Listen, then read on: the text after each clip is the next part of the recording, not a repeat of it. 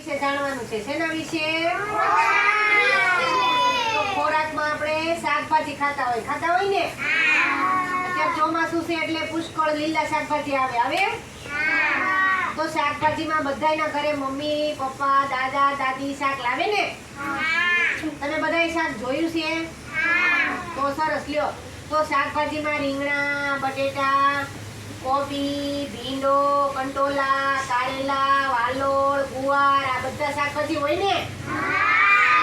લીલા શાકભાજી તો લીલી ભાજીમાં પાલકની ભાજી, મેથીની ભાજી, સાંજળિયાની ભાજી, લીલી કોથમરી, સવાની ભાજી આ બધી ભાજી હોય. તો આ તમે બધા ભાજી ખાવ છો? હા, તો ભાજી ખાવાથી આંખનું તેજ વધે. શું વધે?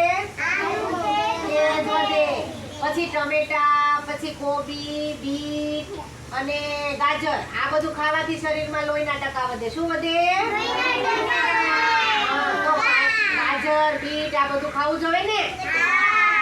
આપણે બહારની કાંઈ વસ્તુ ખવાય નહીં. આપણા મમ્મી જે ઘરે શાક બનાવે, જે દૂધીનું, રીંગણા બટેટાનું, એ સરસ મજાનું શાક ખાવું જોઈએ. બરાબર ને? સરસ. ચાલો તો બધા તાળી પાડો.